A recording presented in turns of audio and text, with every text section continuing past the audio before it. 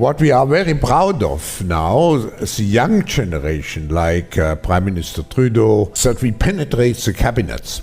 I also want to reiterate how deeply sorry Canada is for the situation this put President Zelensky and the Ukrainian delegation in. It is extremely troubling to think that this egregious error is being politicized by Russia and its supporters to provide false propaganda about what Ukraine is fighting for. Why does this government treat Alberta like a fart in the room that nobody wants to talk about or acknowledge? I heard her say a word that I know is distinctly unparliamentary, and I think she may want to withdraw it. The word was F-A-R-T. I mean, we love your Mr. Trudeau. I mean, his family's always been such big fans about that.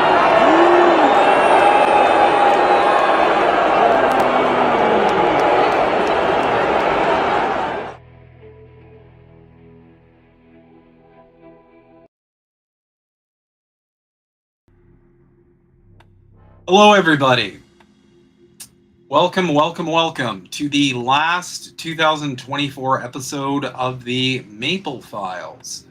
I'm your host, as always, Snow Himbo. This is my comrade, Yeti. Hope everyone's having a great day today. Yeah, it is Monday, December 30th, 2024. We have one day left until we usher in 2025 and whatever fresh hell or bliss awaits us. How you been, man? I'm good. I got most of my cabin is done now. As far as the building, I have to hook up like some water lines and power and stuff like that off my solar generator.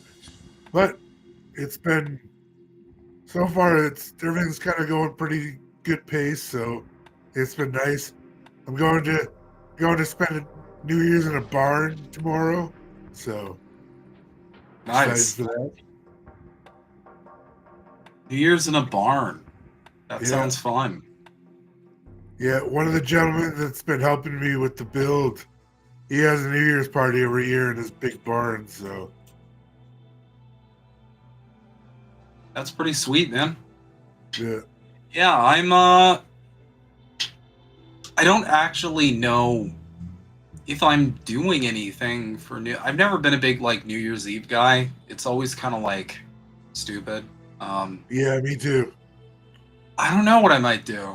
I mean, shit, I might stream. I don't know. Just for all the people who like don't have plans or don't want plans.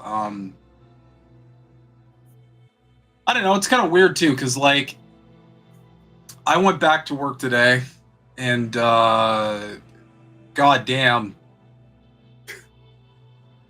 I think do you work from the office or work from home? I work from home. Oh, okay. I think the clearest indicator that you need like a job change or you need to do something else is when you take like a long break off, you get back and you just immediately like you're over it. I was immediately over it by like halfway through the day. I'm like, I should be so jazzed to do this, and this sucks. All of it sucks. It's like that feeling of dread almost. Once it gets like work starts to get really heavy and like too much of it, that tends to happen a lot of times. Is you just kind of like almost get anxiety at the thought of going to work. Yeah, which can turn into physical like feelings, right? So, no, it does. I had really bad anxiety last night to the point where I could like hardly sleep just because I didn't want to go back. I wanted to do anything else other than return to the hell I put myself in. It's, and it's understandable. Like it's work like now just takes so much out of us. It does. And I mean, the problem with a lot of these companies is that they're all trying to like maximize. There's two big problems really. Number one, like the pay is just not keeping up with the cost of anything. So when you feel like you're being like kind of like short sold. And I already had a bit of an issue with the wage. I was like, it's a little low, but I'll be okay. Yeah. You know, just over the last like year, I'm just like, okay, guys, you gotta fucking come on. Like do something. Let's raise it. Let's go. Like, but not just that, it just like it feels like the company's also kind of falling apart. So, and like I'm at a position now where I'm starting to see behind the curtain and start to realize like just how screwed up everything is, and I'm like, oh god, this is the reason for like 80% of the volume we have to handle. This is 80% of our cases. It's just like this company just falling apart at the seams. So I don't know. I think I'm done. So I've been looking. Anyway. No, that's well. That's me. I forgot what I was gonna say. Let's continue. Anyway, that's me in a nutshell. 2024 in Canada was definitely one hell of a year. In general. I found a good article over on Rabble that summarized it pretty much as well as I could have summarized it. These are pretty much the high points for me too. I love this pop-up. It's my favorite. Let's go over here. 2024, a year in review from the editor's desk. This is by Nick Seabirch. This past year was as dramatic as any other in recent memory, and the following is a collection of a few of the top stories that defined Rabble's coverage in 2024 and what we will continue to follow in 2025. Depravity and defiance. Israel's assault on Palestinians continued unabated in 2024. On October 7, 2023, Hamas attacked Israel and killed over 1,200 Israelis and kidnapped over 100 others. In response to that attack, Israel invaded Gaza, and since the start of their invasion, over 445,000 Palestinians have been killed, mostly women and children. Which, like, that's a perfect summation of what the fuck is going on. Yeah. That paragraph right there.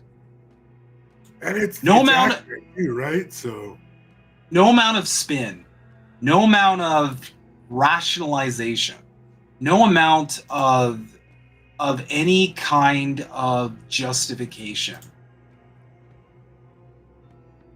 can like reframe exactly what you're looking at right here. If you look at this objectively and change you change Hamas, Israel, Israelis, Israel, Gaza, and Palestinians, if you change that to any other sort of identifiers, it would be extremely clear what this is. But because we are so heavily propagandized, this is where we're at.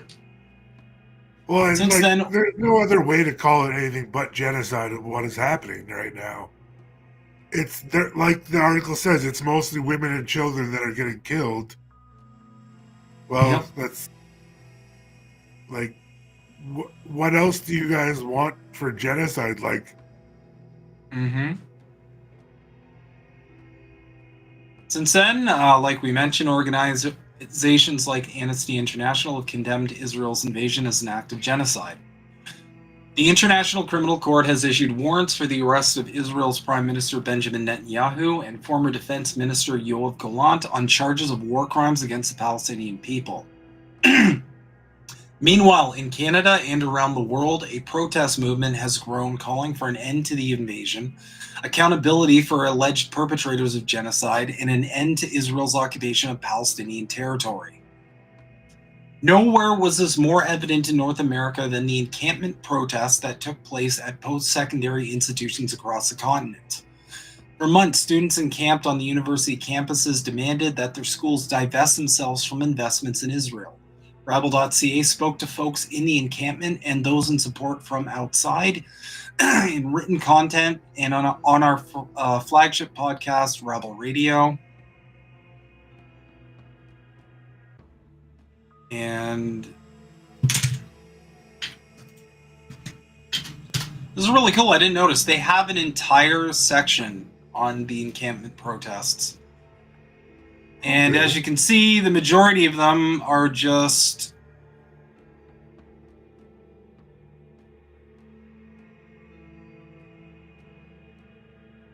objective reporting.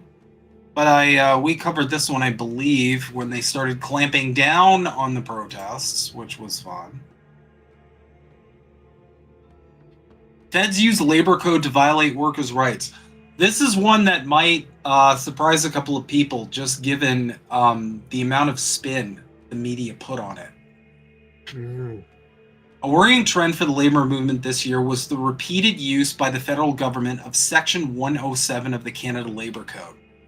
Section 107 allows the federal labor minister to direct labor relations boards to, quote, do things as the minister deems necessary, including forcing two parties into binding arbitration and ending work disruptions like strikes or lockouts.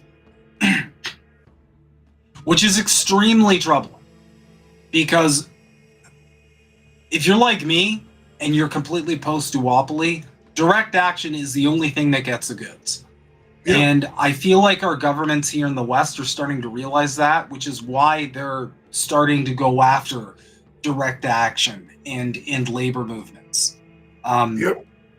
Because people are losing faith in electoralism. They're losing faith in politicians getting them any sort of semblance of a better life.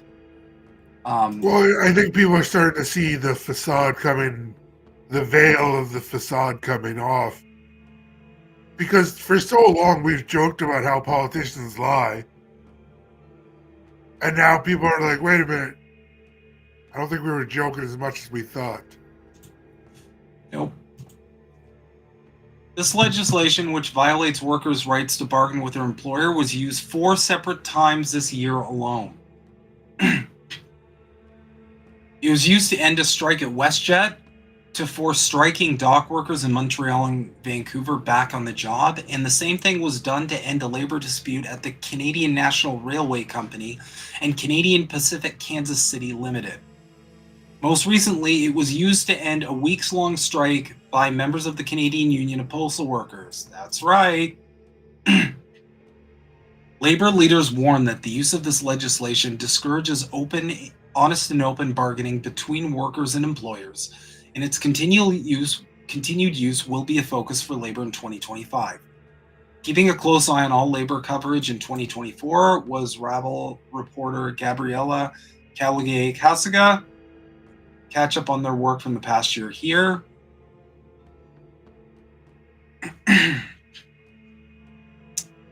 Gonna say hi. What's going on, Witchy? Thanks for hanging on. What's up, Dane? Good to see you, buddy. Liberal government slowly disintegrates. After nearly 10 years in power, the once mighty liberal juggernaut seems to have lost the last of its steam this year. Well, that's an understatement.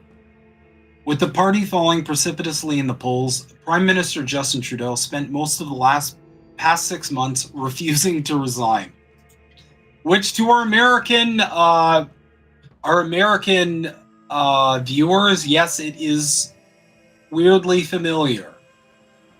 This whole, okay, get the fuck out of the office, and they just plant their feet in. Yeah. This, despite losing the children, having a fight. Pretty much. This, despite losing the support of the NDP. In 2023, the NDP engaged with Liberals in a supply confidence agreement where the NDP agreed to keep the minority government in place in exchange for key pieces of legislation, including a national dental care plan, pharmacare, and federal anti-scab legislation. In the summer of 2024, NDP leader Jagmeet Singh chose to end the agreement, leaving the Liberals vulnerable. The fact is, the Liberals are too weak, too selfish, and too beholden to corporate interests to fight for people, Singh said at the time. Things only got worse for the Liberals for the rest of the year. They lost by-election after by-election, and all of these defeats led to growing tension within the top echelons of the party. That tension finally spilled over this month when longtime Deputy Prime Minister and Finance Minister Chrystia Freeland announced her resignation from cabinet, which we covered right here on the Maple Files. I think she's just going to make a run for prime minister after. She wants to separate herself. Probably. I think she's trying to do her best Kamala Harris impression. The only question is, are they going to swap her in last minute and she's going to do this like the laziest campaign since Kamala Harris's campaign? Are we completely taking the mask off in Canada and just going to be like, yeah, we're America's hat. That's all we are. That's all we ever were.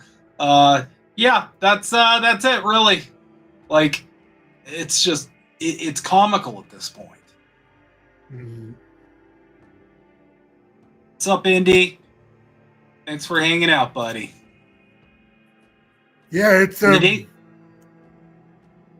go ahead. In the days that followed, the NDP announced that they would call for a vote of non-confidence in the Trudeau government when Parliament returned from their winter break. And we have an interesting development, speaking of that. This happened when Trudeau was out skiing. This is from 3 days ago. Mr. Prime Minister. Yeah. Please get the fuck out of BC. Have a wonderful day, man. Yeah, you suck.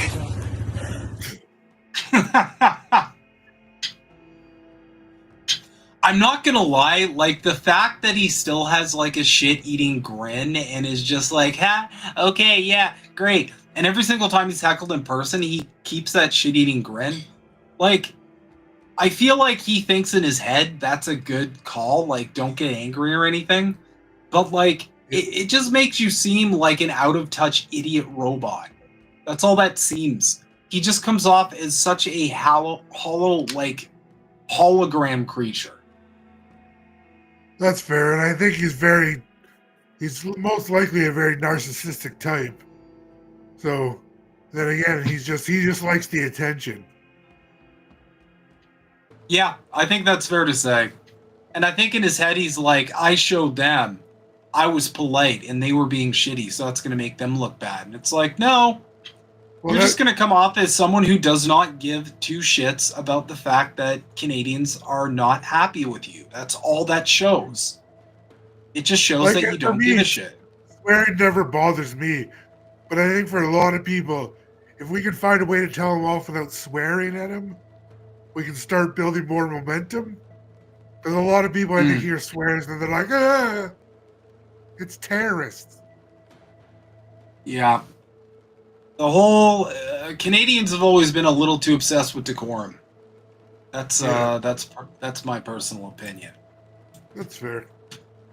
But we got some breaking news as of this is 2 days ago. It's quiet on Parliament Hill, but the machinations behind the scenes are deafening. It's clear that Justin Trudeau has lost the confidence of the Canadian people. All those in favor? The Conservatives are hoping to bring down the government and fast. 3 non-confidence motions brought by the opposition failed in the fall, but now their plan is for the Standing Committee on Public Accounts to meet within days to consider a motion of non-confidence in the government. But to make it happen, the Conservatives will need the help of other parties. We're finally going to get an opportunity to see if Jagmeet Singh will put his actions where his words are. In a statement to CBC News, the NDP says it is prepared to support a committee-level non-confidence statement. And while raising doubts about the Conservative plan, also said, we will be ready with our own motion of non-confidence. If it passes, all MPs could debate a non-confidence motion in the House as early as January 30th. The calls for Trudeau to step aside are growing louder by the day. About 20 MPs have already publicly requested his resignation, and now in an email to the Liberal caucus and the Liberal Party president, Alberta MP George Chahal called on the party to move quickly on a leadership race. There is a desire for change, and a change in leadership is the way forward. Even Trudeau's former principal secretary, Gerald Butts, says his resignation is likely, and the Conservatives have reasons to push up the timeline, says this Liberal strategist. I think Mr. Poilievre trying to trigger a confidence vote on January 30th, should the House come back, is in Mr. Poilievre's interest. He's trying to speed things along as fast as he can to avoid the inauguration, to avoid a prorogation, to avoid a Liberal leadership, and to make sure he gets to run against Justin Trudeau.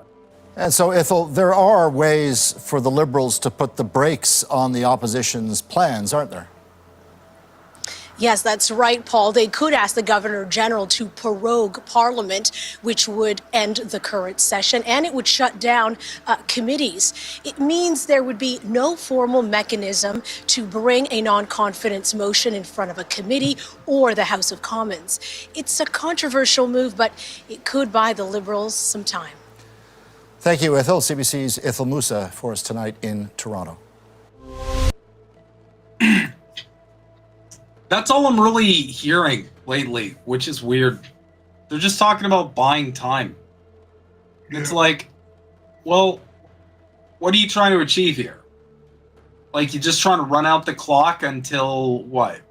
You guys can cobble together another candidate? Because Chrystia Freeland, like, she's not gonna win against PP. He's got Canadians way too propagandized at this point. Yeah. They're all looking at him the same way that Americans are looking at Trump. They're looking at him and like, you'll deliver. You're gonna save Canada. Yeah. And he's happy to borrow pretty much every trick that Trump used. To make sure that gets done. But I made a post.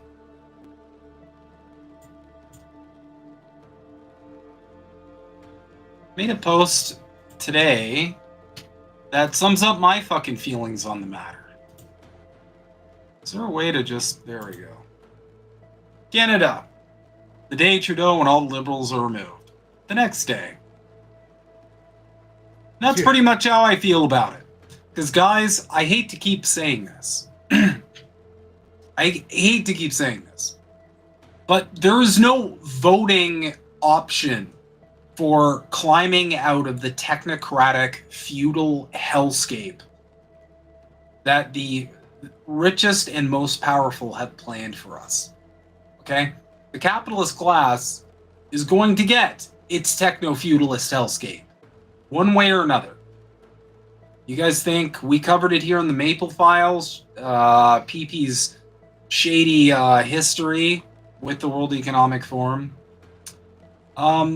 The game is rigged. So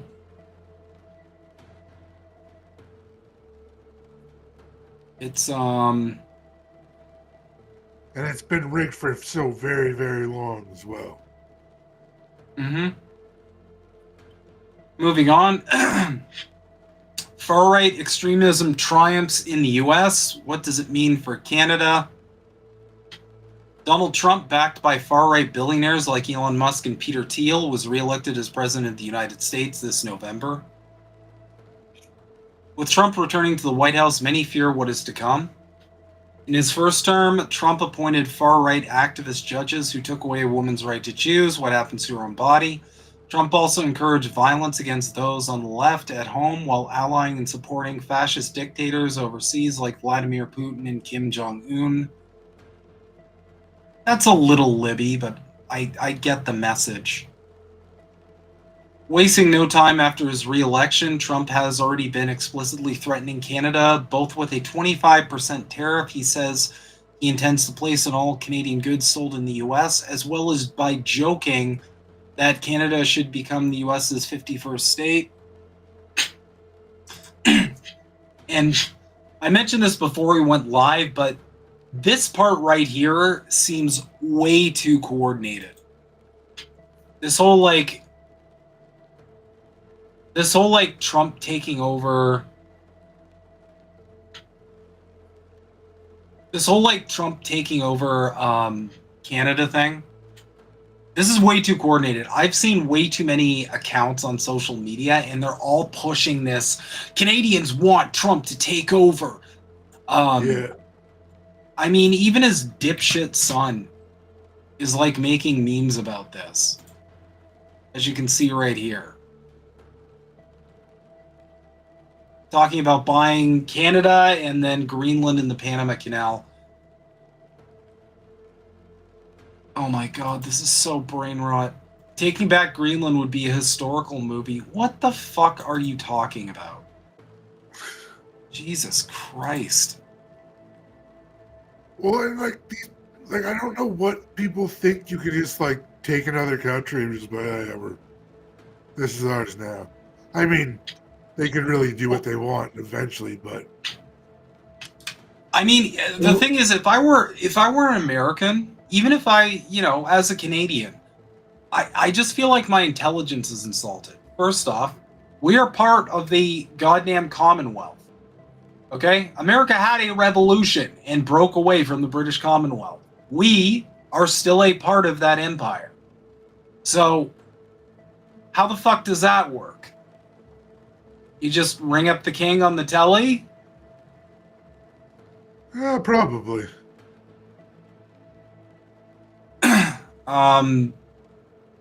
Oh yeah, and the fact that our laws can be canceled by the king is just disgusting, in my opinion. Yeah. No, I think I've always supported Canada becoming more independent, but not like this. Sovereign away from other countries. Yeah.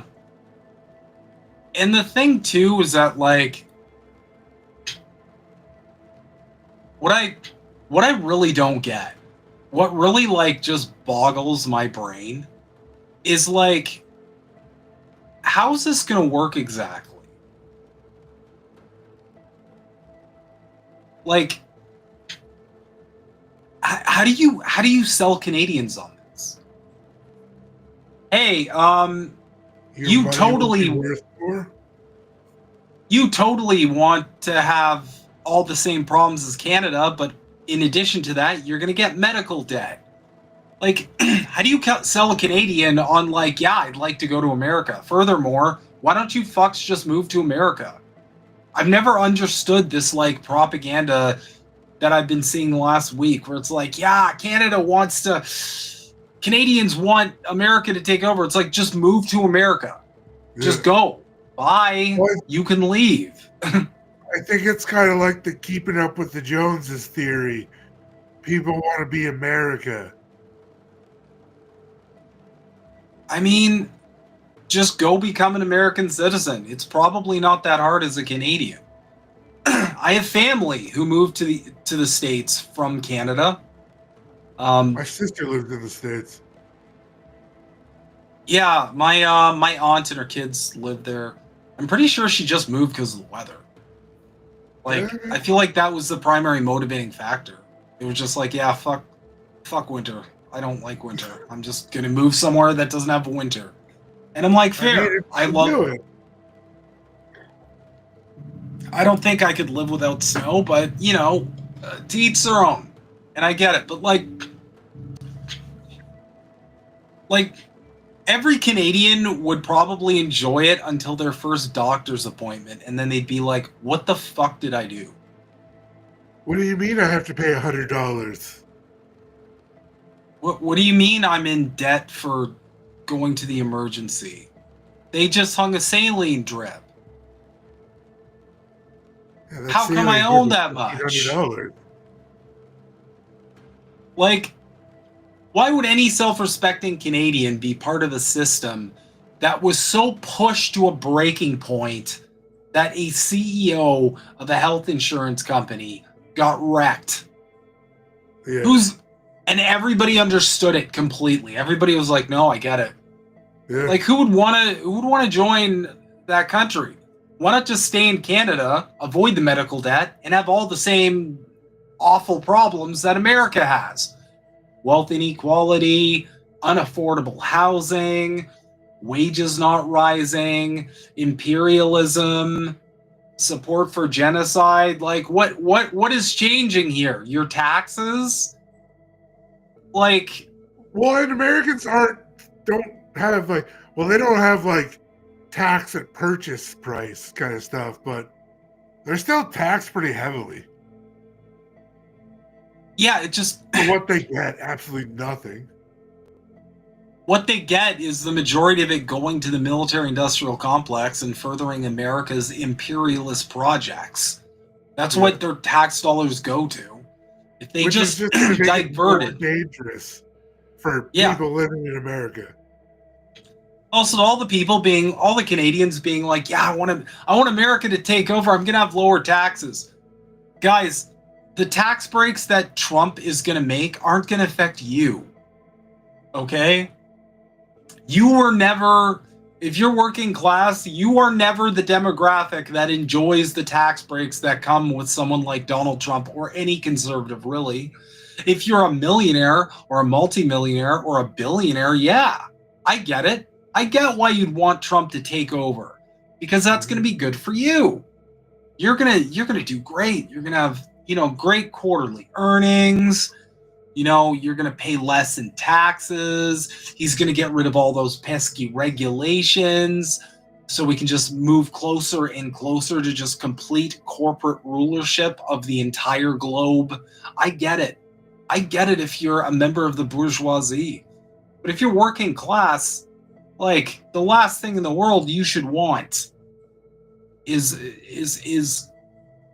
for whatever the billionaire cabinet is offering. Because don't forget, most of PP's buddies, PP himself, Justin Trudeau, most of Justin Trudeau's buddies, all these people have different class interests than you. They're not like you, okay? They're not workers. The lot of them haven't worked a day in their life. They have different interests. They own capital. And Trump's that times a million. Plus his richest man on earth buddy and his cabinet of billionaires. Like, they have different class interests. Well, they're not going to deliver. He got when he started building hotels and stuff. Like, basically getting away with robbery. Yep. And, like, that's essentially what you get to look forward to.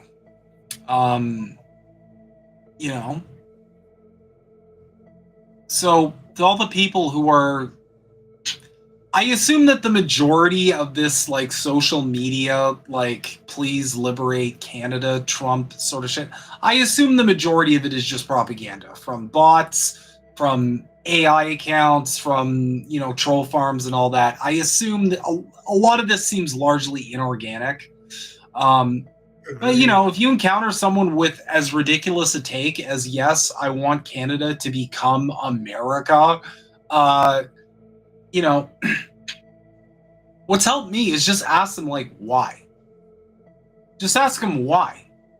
Because a lot of them probably won't have an answer past Trudeau bad, and that's not a solution. Yeah. That is exactly how conservatives win elections. Yeah, they want to mine Canada. I kind of mentioned that briefly before we were on air today. Oh, that too, most likely. But again, like, just ask them how. Because this is the formula for reactionary heroes gaining power. Current administration bad. But the thing is, I tell everybody this every time I speak to them about politics. Start asking for fucking more. Start asking for more than just government bad. That's not a solution. Ask, what are you going to do and how are you going to do it? Mm-hmm. Because nobody's asked PP that question.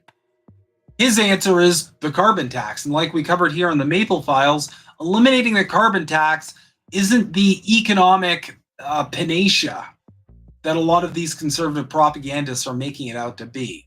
Yeah. Okay?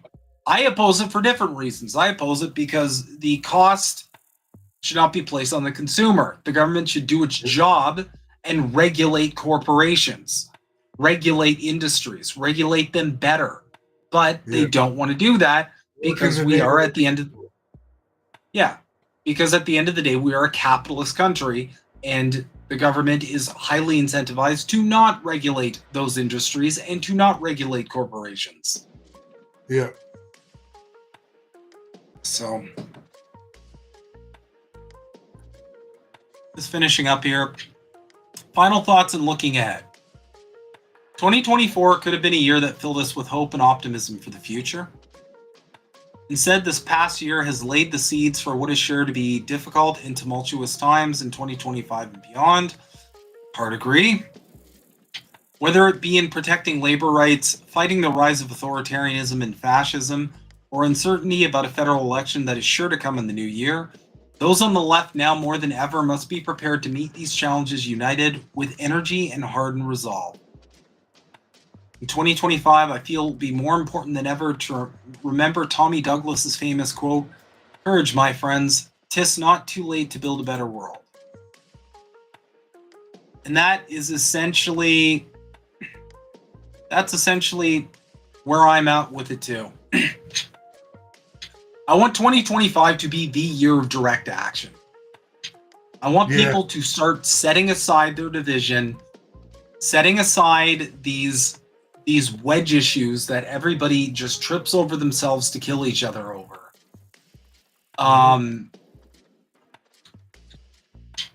If you're working class, even if you're middle management, whatever, if you sell your labor for a living, it is time to get fucking organized. I am tired of this.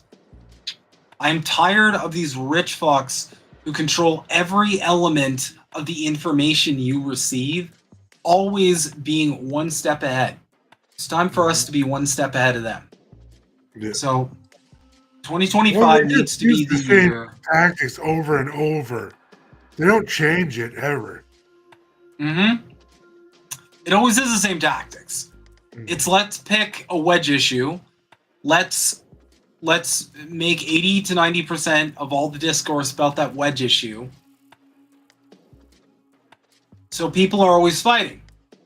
It's really hard to organize when you're arguing with different factions. So it's time for everybody to gain some class consciousness. Stop being divided, because we got work to do.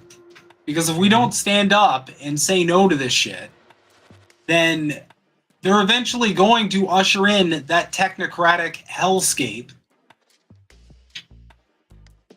that people are worried about. And to my friends on the right, listen, you're participating in your own fucking doom here by giving oxygen to all this division. You're already participating in it by falling for the same smoke and mirrors that, you know, liberal voters fell into, progressive voters fell into. You're still falling for it. You just think that your hero is going to be better than the other heroes who turned out to be full of shit. Yeah. We already know they're going to be full of shit. Why? Because we've seen what their parties have done in the past. Okay? This whole liberal or conservative thing, ideally I would like to see it die in 2025, because I think it does need to die. This whole liberal versus conservative. It's just one more division, right? And most people kind of all really want the same thing. Is they don't want the government controlling them, and they don't want outright prices going crazy. It's not like a whole lot of things people don't want. They just want to be able to afford a simple life. Everybody I know, and I mean everybody I know, talks about just simply missing having a feeling of like comfort. Some feeling of just not like constant 24/7 like anxiety over finances. How are we going to manage this? How are we going to move money around here? how's our debt over here? How's our debt over here? Like, just back to the days where it's like, yeah, I can just, I work all day, so I can afford. Yeah. Like, I'm got sorry. something for your work. Yeah. Your dollar actually went somewhere. You could go to the grocery store and be like, oh, wow, we really got a lot of great stuff, as opposed to like looking at the bill in horror and then wondering like, how did all of this cost $100? Yeah. I bought like 4 things. Like, it's just, I'm sorry. It's just, it's time we start demanding better. And the only way we're going to be able to do that is to disrupt capital and withhold our labor. Mm-hmm. And that needs to be the lesson of 2025. And one of my New Year's resolutions is I want to get a lot more involved in direct action and organizing. And I'm going to use INN for the primary coverage of getting involved, all of that. I'm hoping 2025 I can do a lot more ground level sort of coverage as well. But yeah, this is it, guys. We either spend the rest of our days fighting with each other over things that don't really matter that much in the grand scheme of things, or we get our shit together and we start wielding some actual fucking power. Because I think it's about time we did. Anyway, I don't want to end this on a downer.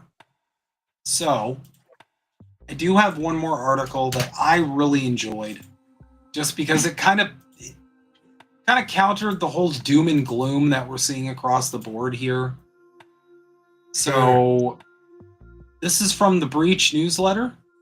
15 movement victories in 2024 you may not have heard about. As 2024 draws to a close, there are many good reasons for liberation-minded people to feel concerned about the state of the world, but there are also many victories to celebrate. Victories that were achieved by ordinary people joining together to fight for a better future. With right-wing forces celebrating their recent electoral triumph in the United States and holding a solid lead in the polls, with a federal election due in Canada in 2025, the world can feel even more grim than usual. In moments like this, though, give me one sec here. There we go. In moments, I can make it bigger. There we go. In moments like this, though, it is more important than ever that we realize that when we organize, we sometimes win. Continuing an annual Breach tradition, here are 15 movement victories in 2024 to take heart from as we look ahead to the new year. Search the landfill. 2.5 years of pressure from the families of victims and their supporters pushed Manitoba to finally begin searching the Prairie Green landfill just outside Winnipeg for the remains of Morgan Harris and Mercedes Moran, 2 of the 4 Indigenous women killed by Jeremy Skibiki. Support for migrants. In the face of Canada's unjust immigration system, there are frequent campaigns to support individuals and families targeted for deportation.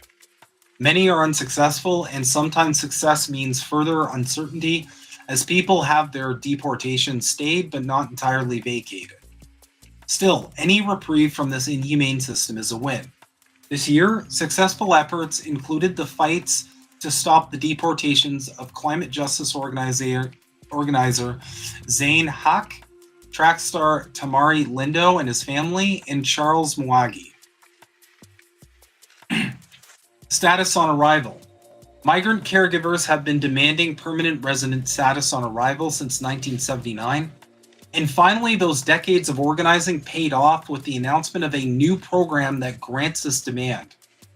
As of this writing, however, the announced program has yet to be implemented and organizing continues. Worker power. Workers across the country continue to go union in 2024. This included the first Amazon warehouse workers in Laval, Quebec, and the first Walmart warehouse workers in Mississauga, Ontario to unionize in Canada. It also included migrant agricultural workers at 4 mushroom factory farms in BC, public library workers in Kitchener, Ontario, Starbucks employees in Edmonton, teaching and research assistants at University of Waterloo, liquor store workers in Coquitlam, BC, and many others. The successes for entry-level private sector jobs and agricultural workers are particularly notable because young people and new immigrants have some of the lowest union density rates of any population groups in the country. Making inroads in these areas could set generations of new workers up with stronger job protections and a greater awareness of the value of unions in their workplaces. Abortion access. For years, feminists have campaigned for the repeal of Regulation 8420 in New Brunswick, which presented a major barrier to abortion access in the province by preventing Medicare from funding surgical abortions outside of hospital settings. Only 3 hospitals in the entire province perform surgical abortions, and none in the capital city of Fredericton. A clinic operating in Fredericton had provided abortion care to Capital Region residents, but both times ended up closing due to an inability to access public funding. This year, the regulation was finally amended to remove this draconian barrier. Tenant power. After 10 months, residents of 1440 and 1442 Lawrence Avenue West in Toronto, I know where that is, I used to live there, won their rent strike in the form of an order for the investment company that owns their buildings to do long-needed maintenance work. This is part of a wave of rent strikes in the city in the past few years. In nearby Hamilton, tenants at 272 Caroline Street South rallied together when their landlord was trying to sell their building, which would likely have resulted in massive rent increases. This is based. They formed the Caroline Cooperative and bought the building themselves. That's dope. I'm sorry. That's so good. Reducing emissions. Amazing. Also, Recognition. answer to why I have a Dolphins toque. It was cheap and it was orange and I liked it. That's fair. I mean, a time-honored Canadian tradition is hitting up Value Village and finding the weirdest shit to buy. And then you wear it like a weirdo. And everybody thinks you're a weirdo and you don't care. Because that's fun of being a weirdo. This was a giant tiger purchase. Nice. Yeah. We are very pro-giant tiger. In recognition of the major role that buildings play in greenhouse gas emissions, climate advocates have been demanding cities enact bylaws that would limit such emissions by restricting or prohibiting natural gas infrastructure in new construction. This year, the Montreal Metropolitan Community, which represents 82 municipalities and half the population of Quebec, adopted new regulations limiting the installation of gas-powered space and water heaters. Vancouver City Council defeated a measure that would have reversed an earlier ban on heating new homes by natural gas. Pharmacare. Grassroots pressure by groups like the Council of Canadians won an incremental but important victory on the road to a national pharmacare program. Though the current plan covers only contraception and diabetes medications, advocates succeeded in ensuring the government used a public, single-payer, and universal model for the program. This approach reduces the role of private profit in our healthcare system and reduces the barriers to access and the stigma that often accompany means-tested programs. Water. Defending the water. A grassroots campaign against the commodification of water in Ontario scored a victory as the Connecticut-based Blue Triton Brands announced that it would cease all private water bottling operations in Ontario by the end of January 2025, also based. The details of the company's exit plans are unclear, but youth from 6 nations of the Grand River are campaigning to have ownership of Blue Triton's wells transferred to the community. Efforts are ongoing to push the Ontario government to reinstate the province-wide moratorium on new permits for water extraction for bottling that was in place from 2017 to 2021. Municipal change. Across the country, residents organize to change how their cities and towns do things, but often these wins remain unknown even to other people who live in the area, let alone to the rest of us. For instance, grassroots efforts in Hamilton won the province's first bylaw attempting to prevent rent evictions and created space for the city council to take back the largely symbolic but still rare step of sending the city's police budget back to ask for cuts. That's fucking sick too. Defending public education. In 2021, the administration of Laurentian University in Sudbury, Ontario, responded to the university's financial difficulties by invoking the Federal Companies Creditors Arrangement Act, CCAA, to file for insolvency. Despite the fact that the university's financial situation was a result of chronic provincial underfunding and a legacy of questionable management decisions, invoking the act resulted in massive program cuts and job losses, placing the consequences squarely on students and workers. After years of advocacy by defenders of public post-secondary education and residents of Sudbury, the legislation was changed to exempt public universities and colleges from this Insolvency Act. This change will prevent other university administrations from using this legislation to suspend collective bargaining agreements, collegial governance, and community consultation to impose corporate-style cuts. This one's great. Sick note ban. Early in its mandate, Ontario Premier Doug Ford's Conservative government rescinded a rule that prohibited employers from requiring sick notes signed by a doctor in cases of major illness. After advocacy by workers and health professionals, the ban was reinstated in October 2024. This move gets rid of a barrier to workers accessing the sick days that they need and to which they are entitled, and removes an unnecessary burden on the strained healthcare system. Fossil fuel divestment.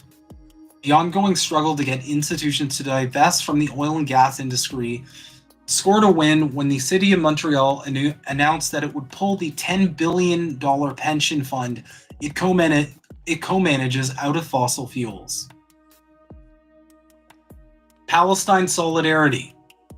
In light of the Israeli state's ongoing assault on the people of Gaza, which is a genocide, solidarity with the Palestinian people has become a major focal point around the world and in Canada. Though the struggle is urgent and ongoing, it has seen multiple interim victories. A broad-based cross-Canada movement won a partial arms embargo in Israel. And on the basis of the bank's prominent role in underwriting prestigious literature awards like the Giller Prize, writers and other book workers pushed Scotiabank to reduce its investment in Israeli arms corporation Elbit Systems. Activists won at dozens of unions, worker associations, and student organizations in support of boycotting and divesting from Israel. And student encampments won at least partial victories on the road to divestment at University of Windsor, McMaster University, Thompson Rivers University, Université du Québec at Montreal, Ontario Tech University, and others. A long campaign to revoke the charitable status of the Jewish National Fund of Canada, which has been a driving force for settlement and occupation of Palestinian land for decades, according to independent Jewish voices, finally succeeded. And though the problem of anti-Palestinian racism remains endemic, it is beginning to garner institutional recognition. As when Toronto District School Board trustees voted to adopt the term. There were also some individual successes in other contexts in enacting accountability for public figures who had engaged in anti-Palestinian racism. Police out of schools. The movement challenged the harms of policing. The movement challenging the harms of policing won a victory at the Thames Valley District School Board in Ontario when board members voted against a pilot project that would place police in schools, which, that's just fucking ghoulish. Things could get worse in the coming year. In fact, they likely will. What these victories from 2024 can serve as a reminder that, in the face of what's coming, we have agency, and together we can do something about it.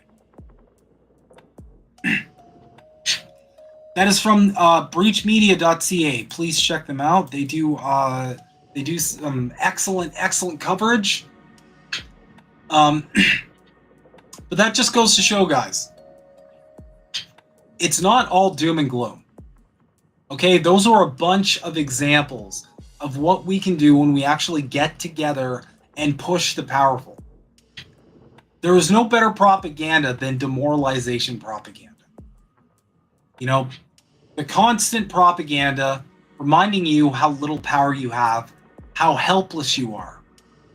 And we're more isolated than ever, which is just how the powers that be like it. That's what they want. They want you isolated. They want all of us isolated. Don't let them do that.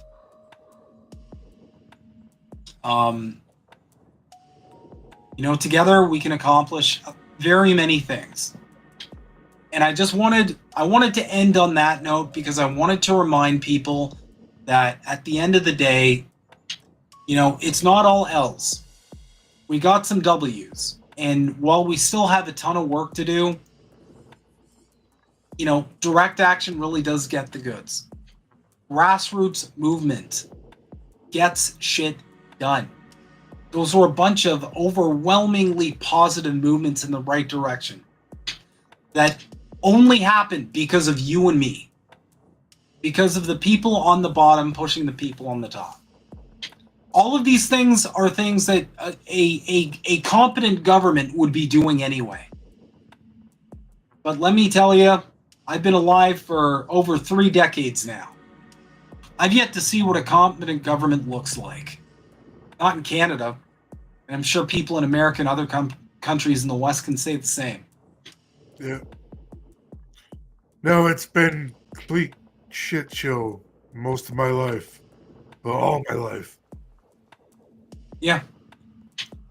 So, in the event that a competent government is not available, the duty, unfortunately, that we don't deserve, we should expect the people in power to go to bat for us.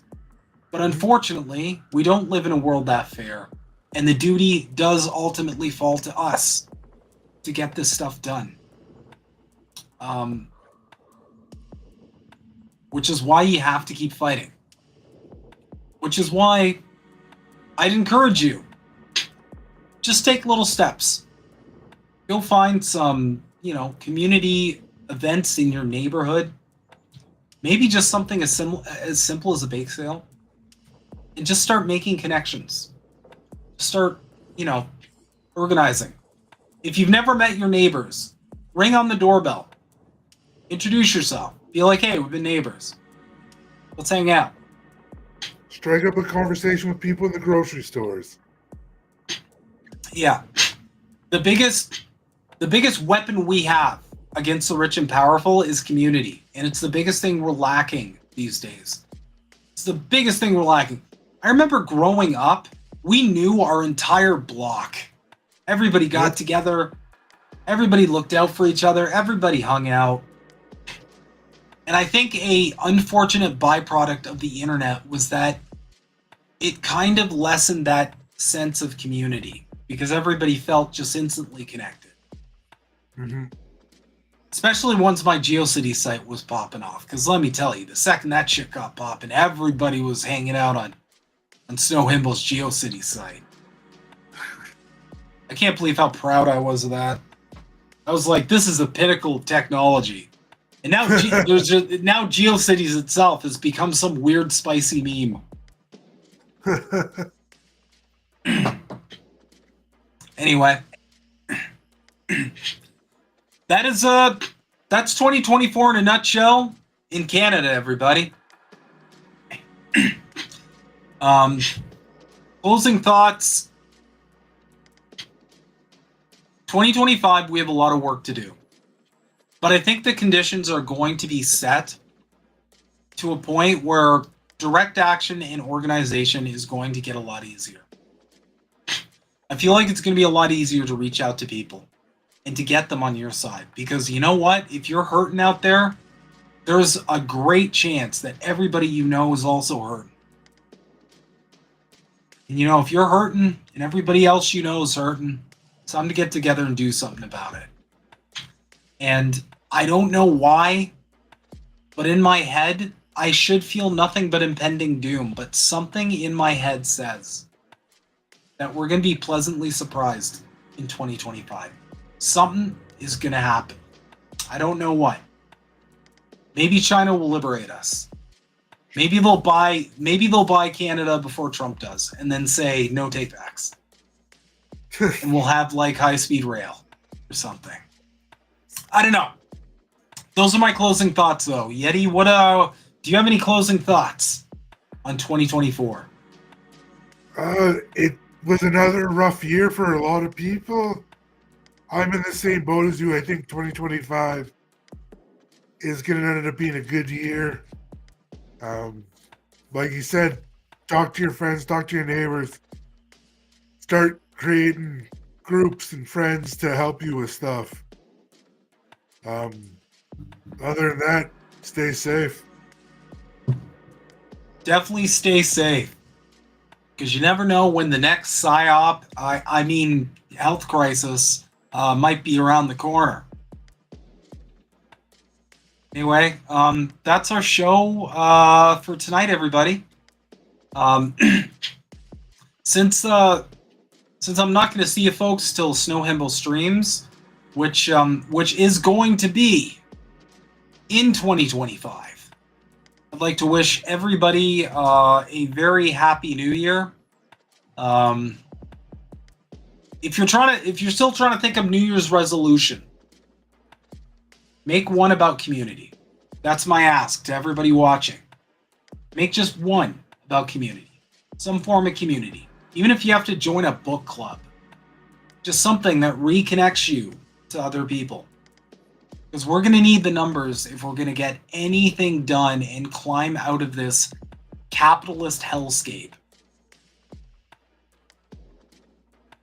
Anyway, thank you guys so much. We always appreciate the support.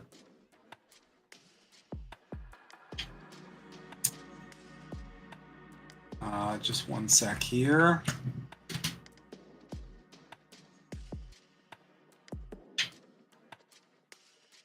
I gotta get quicker with this. If you haven't already, please follow us on YouTube. That's youtube.com/@the_maple_files. Really helps us out. Anyway, y'all have fun tomorrow night. Don't drink too much, though, because we still have a last chunk of the week to get through.